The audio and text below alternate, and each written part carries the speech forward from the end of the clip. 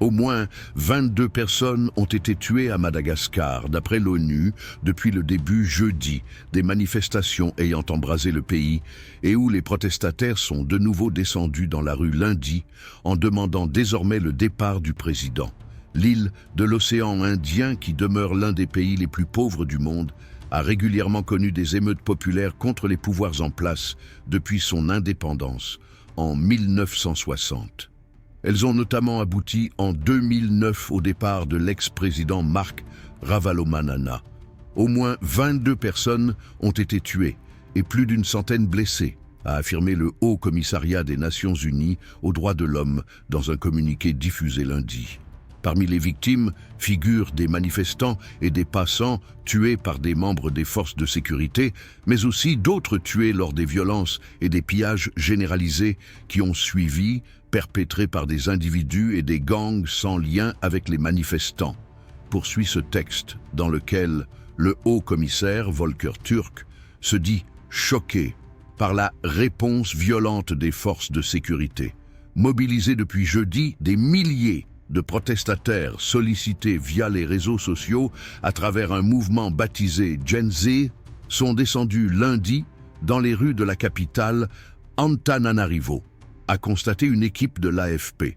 Les revendications y dépassent désormais le ras-le-bol initial qui s'exprimait contre les coupures incessantes d'eau et d'électricité. Plusieurs protestataires affichaient des pancartes « On veut vivre, pas survivre », un slogan devenu emblématique du mouvement. Plus nombreux que lors du dernier rassemblement samedi et pour beaucoup vêtus de noir, les manifestants partis de l'université d'Antananarivo ont scandé des chants appelant à la démission du président Andry Rajoelina, qui doit s'exprimer à la télévision à 20h local, selon un communiqué de la présidence.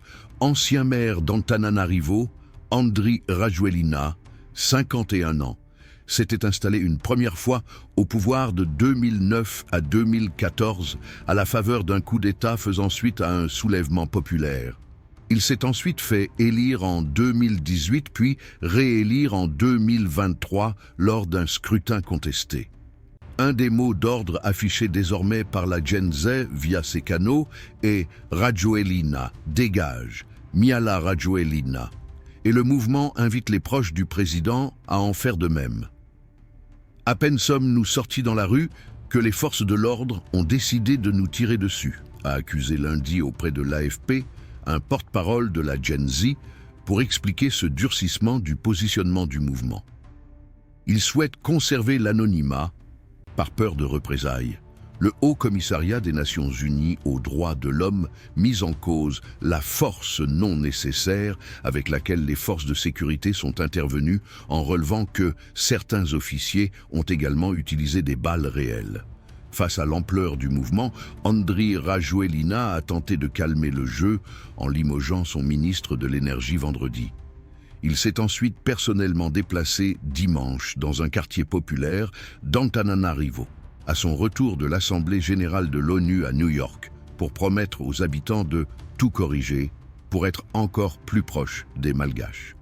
Le mouvement Gen Z reprend à son compte le drapeau pirate tiré du manga One Piece, signe de ralliement vu en Indonésie ou au Népal de mouvements de contestation. Il s'est baptisé en référence à la génération des personnes nées entre la fin des années 1990 et le début des années 2010. Des vidéos sur les réseaux sociaux ont montré l'arrestation lundi dans la capitale d'un député d'un petit parti concurrent du pouvoir lors d'un rassemblement.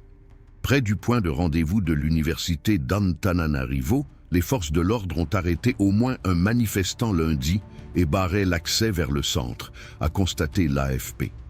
Après la première manifestation de jeudi, Antananarivo a été livré à des pillages toute la nuit, sans rencontrer d'opposition des forces de l'ordre. Les domiciles de 3 parlementaires proches du pouvoir avaient été incendiés dans la journée.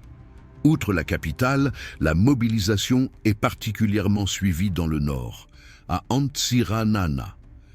Des rassemblements sont signalés à Fianarantsoa, centre du pays, Toliara, sud, Toamasina, est.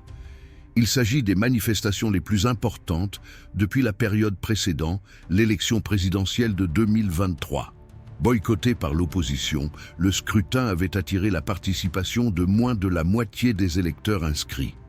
En dépit de ses richesses naturelles exceptionnelles, Madagascar reste l'un des pays les plus pauvres de la planète et est classé 140 sur 180 pays dans l'indice de perception de la corruption de Transparency International.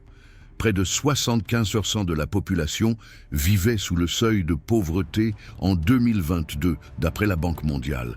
Abonnez-vous pour recevoir Rester informé.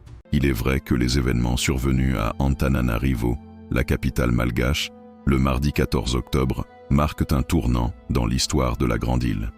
Mais, dans le contexte de l'actualité politique africaine de ces dernières années, ils n'ont rien de véritablement inédit. Un président en désaccord avec son peuple, contraint d'abandonner le pouvoir mais qui tente de s'y accrocher contre toute évidence. Des soldats qui, profitant d'une lutte de longue haleine, s'improvisent sauveurs de la nation. Nous connaissons ces images que trop bien, et franchement, elles ne nous laissent pas toujours un bon souvenir. Cela signifie que les Malgaches devraient, tant qu'il en est encore temps, éviter de tomber de Charib dans Silla. Au contraire, il ferait un bien de profiter de l'intermède politique qui commence à œuvrer à la mise en place d'institutions solides, capables de mettre fin à cette instabilité chronique. Car c'est précisément ce déficit structurel qui explique en grande partie cette nouvelle crise. D'une certaine manière, le ciel s'est enfin éclairci sur Madagascar le 14 octobre. Certes, depuis samedi dernier, le ralliement de l'unité d'élite CAPSAT au collectif Gen Z avait déjà scellé le sort du président Andry Rajoelina. Mais c'est véritablement ce mardi que sa chute est devenue irréversible. Cependant, ce énième changement anticonstitutionnel à la tête d'un État africain, au-delà des scènes de liesse populaire qui nous parviennent de Tana et d'ailleurs, devrait susciter une profonde réflexion sur la vulnérabilité persistante de nos régimes politiques. La comparaison avec la crise politique qui paralyse actuellement la France est frappante. Depuis la dissolution de l'Assemblée nationale en juin 2024, le pays de Macron connaît une instabilité politique sans précédent. Pourtant, l'idée de renverser le président n'a jamais effleuré l'esprit de quiconque, tant les institutions françaises demeurent solides et respectées. À l'inverse, à Madagascar, en à peine 3 semaines d'une crise née d'une simple demande d'amélioration de l'approvisionnement en eau et en électricité, le régime s'est effondré. La raison ? La fragilité des institutions. Souvent fondées sur des logiques clientélistes et partisanes, ces institutions sont davantage au service du dirigeant que de la nation. Ceux qui les composent ne sont pas toujours mus par des convictions ou un suffrage véritablement représentatif. Leur nomination résulte souvent de tractations en coulisses, les prédisposant à servir le président plutôt que le pays. Dépourvues de légitimité et de confiance populaire, ces institutions se révèlent incapables de remplir les missions qui devraient garantir la stabilité nationale. Une autre explication de la chute brutale du régime d'Andry Rajoelina réside dans le décalage entre les aspirations du peuple malgache et le désintérêt flagrant du gouvernement à son égard. Ce clivage se traduit par un constat accablant. En 2025, dans la capitale même, l'eau et l'électricité demeurent des biens rares, presque luxueux.